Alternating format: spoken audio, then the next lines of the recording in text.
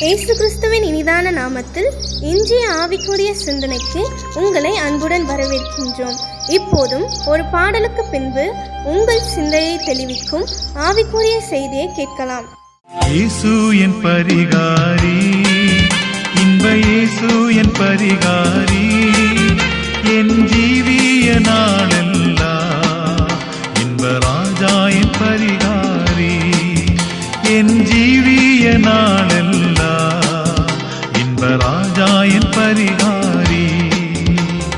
இயேசு என் பரிகாரி, இன்ப இயேசு என் பரிகாரி, என் ஜீவிய நாளெல்லாம் இன்ப ராஜா என் பரிகாரி, என் ஜீவிய நாளெல்லாம் இன்ப ராஜா என் பரிகாரி. வியாதியை நம்மை விட்டு விலக்குகிற ஆண்டவராக இயேசுவின் இனிதான நாமத்தினால் உங்களை வாழ்த்துகிறேன். இதனால் நம்முடைய ஆவிக்குரிய சிந்தனைக்காக யாத்திராகமம் 23 அதிகாரம் 25 வசனத்தை நான் வாசிக்கிறேன். உங்கள் தேவனாகிய கர்த்தரையே சேவிக்க கடவீர்கள், அவர் உன் அப்பத்தையும் உன் தண்ணீரையும் ஆசீர்வதிப்பார், வியாதியை உன்னிலிருந்து விலக்குவேன் என்று வாக்கு கொடுக்கிறார். இஸ்ரவேல் ஜனங்களை எகிப்திலிருந்து ஆண்டவர் கொண்டு வந்து வனாந்தரத்தில் நடத்தும் பொழுது ஆண்டவர் வாக்கு கொடுத்த காரியம்தான் இது. அப்பத்தையும் தண்ணீரையும் அவர் ஆசீர்வதிப்பாராம். அதோடு மட்டுமல்ல, வியாதியை நம்மிலிருந்து விலக்குவாராம். எப்பொழுது முந்தின வசனங்களை வாசிக்கும் பொழுது தெளிவாக சொல்லியிருக்கிறார், நீ அவர் வாக்கை நன்றாய் கேட்டு நான் சொல்வதெல்லாம் செய்வாயாகில் நான் உன் சத்துருக்களுக்கு சத்துருவாயும் உன் விரோதிகளுக்கு விரோதியாகவும் இருப்பேன். ஆண்டுடைய வாக்கை நன்றாய் கேட்டு ஆண்டவர் சொல்லுவதெல்லாம் நாம் கேட்போம் என்று சொன்னால் அப்பமும் தண்ணீரும் நமக்கு ஆசீர்வாதமாய் மாறிவிடும், வியாதியும் நம்மை விட்டு விலகி போய்விடும். இன்னைக்கு அப்பமும் தண்ணீரும் ஆசீர்வாதமாக இருக்கிறதா என்று சொன்னால் யோசிக்க வேண்டியதுதான். இன்னைக்கு வியாதி வந்தவர்கள் இதை சாப்பிட வேண்டும், இதை சாப்பிடக்கூடாது என்று வேறு பிரித்து வைத்து விட்டார்கள். வியாதி இல்லாதவர்கள் கூட இதை அதிகமாய் சாப்பிட்டால் வியாதி வந்துவிடும் என்று, அல்லது அதிலும் ஒரு லிமிட் வைக்கப்பட்டிருக்கிறது. ஒருவேளை எல்லாம் இருந்தும் கூட சாப்பிடுவதற்கு முடியாத ஒரு காலகட்டத்தில் தான் இன்னைக்கு ஜனங்கள் கடந்து வந்திருக்கார்கள் சொல்லலாம். ஆனால் ஆண்டவர் தம்முடைய பிள்ளைகளுக்கு கொடுக்கிற வாக்கு, உங்கள் அப்பமும் தண்ணீர் ஆசீர்வதிக்கப்படும், வியாதி உங்களை விட்டு விலக்கப்படும். ஆனால் ஆண்டவருடைய வார்த்தைக்கு கீழ்ப்படியும் பொழுதுதான் அது நடக்கும்.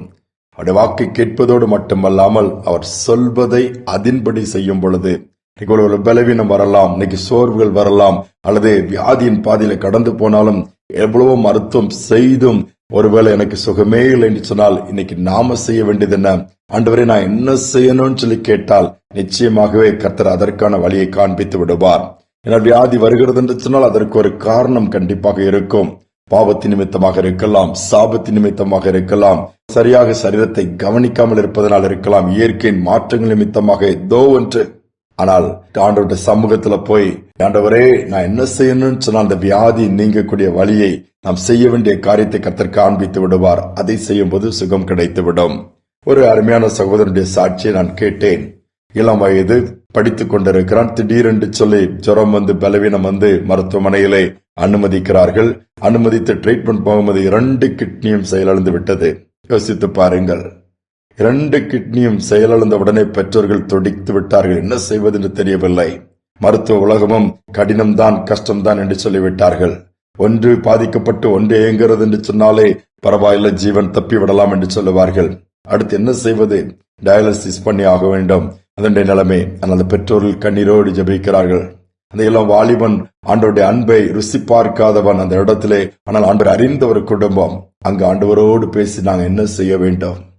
மருத்துவம் கைவிட்டு விட்டது, மருந்துகள் கைவிட்டு விட்டது, நாங்கள் என்ன செய்ய வேண்டும்?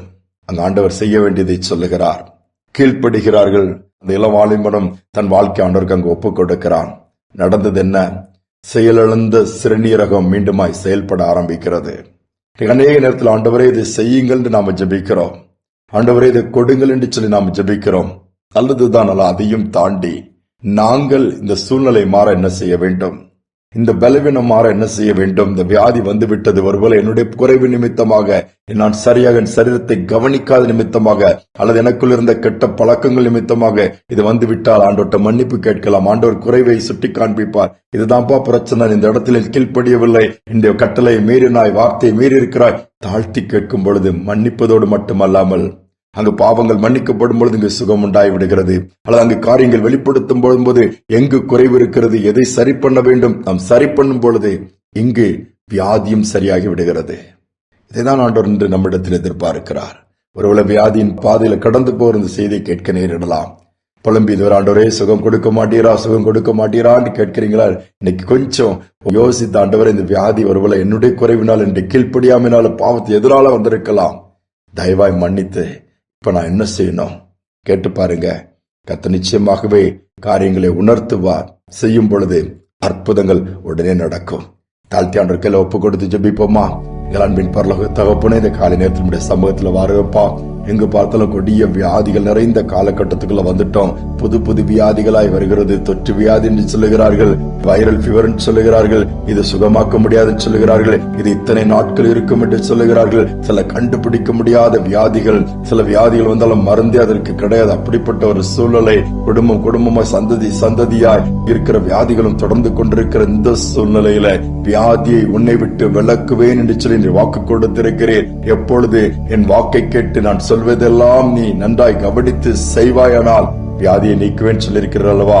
அநேக நேரம் வார்த்தைக்கு நாங்கள் கீழ்ப்படிய மறுத்து விடுகிறோம், தவறி விடுகிறோம். அநேக நேரம் எங்கள் விருப்பத்தை தான் நாங்கள் நிறைவேற்றுகிறோம். அப்படியல்ல, நம்முடைய வார்த்தைக்கு கீழ்ப்படியக்கூடிய இருதயம் எங்களுக்குள் உண்டாகட்டும். கீழ்ப்படியாமையை எடுத்து போடுங்க. கீழ்ப்படுதல் ஒரு ஆவி எங்களுக்கு கொடுங்கப்பா. இந்த நாளில் இதை கேட்கிற ஒவ்வொருவரும் உம் பக்கமாய் தங்கள் முகத்தை திருப்பத்தக்கதாய் உண்மையே நோக்கி பார்க்கக்கூடிய பாக்கியத்தை கொடுங்க. உண்மை நோக்கி பார்த்த முகங்கள் வெட்கப்பட்டு போனதே இல்லையே. இந்த நாளிலும் மனம் இறங்கி யாரெல்லாம் என்ன செய்ய வேண்டும், எந்த காரணத்தினால் ஆண்டவரே உங்கள் காரியங்கள் வெளிப்படட்டும். காரியங்களை உணர்த்துங்க.